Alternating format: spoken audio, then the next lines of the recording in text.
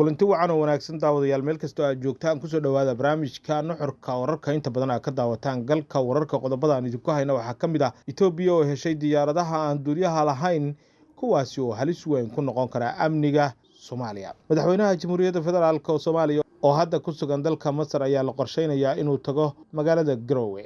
Ujeedada uu halkaasi u tagayo barnaamijka nuxurka wararka ayaad kaga bogan doontaan. Dalka Ruushkana waxaa ka dhacay qarax weyn oo sababay khasaare isugu jira dhimasho iyo dhaawac.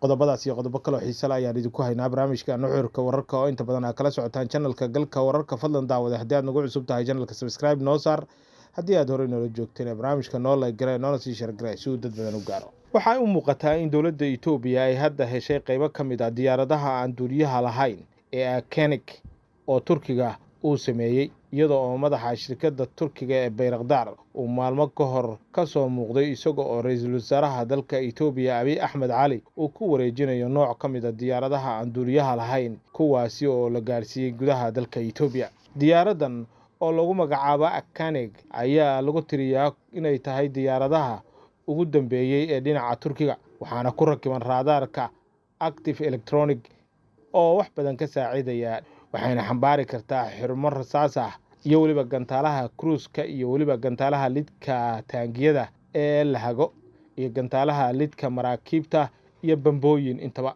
Diyaaradan ayaa sidoo kale waxa ay howlgal ay ka fulin kartaa masaafo dhan ilaa 7,000 oo kiiloomitir. Ila wareedyo lagu kalsoon yahay oo dhinaca Turkiga iyo kuwa caalami ah oo ugu horeeyo wargeyska Scramble oo ah wargeys ku takhasusay wararka dhinaca duulista hawada iyo waliba agabka la isticmaalo ayaa dhowr bilood ka hor daabacay muuqaal muujinaya diyaaradaha drone-ka ee loo yaqaan Akenik oo ku sugan gudaha dalka Turkiga isla markaana wata calanka dowladda Itoobiya. Madaxweynaha Soomaaliya Mudane Xasan Sheekh Maxamuud ayaa tagi doona magaalada Garowe ee caasimadda Puntland sidoo uga qayb galo caleemasaarka madaxweynaha dib loo doortay ee Siciid Cabdullaahi Deni. Sida ay warbaahinta u xaqiijiyeen mas'uuliyiin ka tirsan maamulka Puntland ayaa gacanta ku haya qabanqaabada xafladda caleemasaarka ee Siciid Cabdullaahi Deni. Madaxweyne Xasan Sheekh Maxamuud ayaa aqbalay casuumadda taasi oo ka dhigan in madaxweynaha uu dhawaan tagi doono magaalada Garowe oo hadda ay ka socoto qabanqaabada xafladda caleemasaarka ee madaxweyne Siciid Cabdullaahi Deni. Munaasabadda caleemasaarka ayaa sidoo kale waxaa lagu casuumay madaxda dowlad goboleedyada dalka, wasiirro, xildhibaano iyo madax hore iyo waliba siyaasiyiin iyo sidoo kale wufuud kala duwan oo ka kala socota daafaha caalamka. Dhanka kale waxaa saacadihii ugu dambeeyay gaaray magaalada Garowe madax kala duwan kuwaasi oo ka qayb galaya casuumadda caleemasaarka Siciid Cabdullaahi Deni. Xubnaha tagay magaalada Garowe waxaa ka mid ah mas'uuliyiin ka tirsan dowladda federaalka Soomaaliya oo ay ku jiraan wasiirro iyo xildhibaano ka baxay magaalada Muqdisho.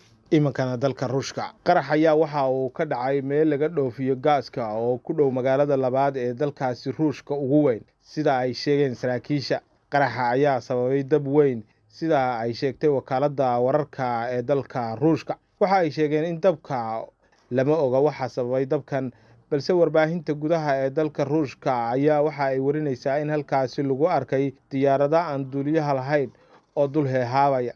Ruushka iyo Ukraine ayaa labaduba waxay adeegsadeen diyaaradaha aan duuliyaha lahayn ee dagaalka hadda ka soconaya dalka Ukraine, balse waxaa laga shaki qabaa in diyaaradaha aan duuliyaha lahayn ee dalkaasi Ukraine ay meelahaasi ama goobahaasi ay duqeeyeen. Ukraine ayaa inta badan qirata weerarada laga fuliyo gudaha dalka Ruushka. Ruushka ayaa duulaan buuxa waxa uu ka qaaday dalkaasi Ukraine ku dhawaad 2 sano ka hor, balse wax horumar ah kama aysan samaynin bilihii la soo dhaafay. 13 qof ayaa ku dhimatay, 10 kalena waa ay ku dhaawacmeen duqeymo ka dhacay magaalada Donetsk ee bariga dalka Ukraine sida ay sheegtay ama uu sheegay madaxweynaha dalkaasi Ukraine Zelensky. barnaamijkii nuxurka wararka kala socoteen galka wararka daawadayaal wanaga intaan ku kulmayno barnaamijkan la mid waxaad ka tagaynaa sidaas iyo nabadgelyo. Fadlan daawada haddii aad ku cusub tahay channelka subscribe noo saar, noo like garay, noona sii share garay si uu dad badan u gaaro. Mahadsanid.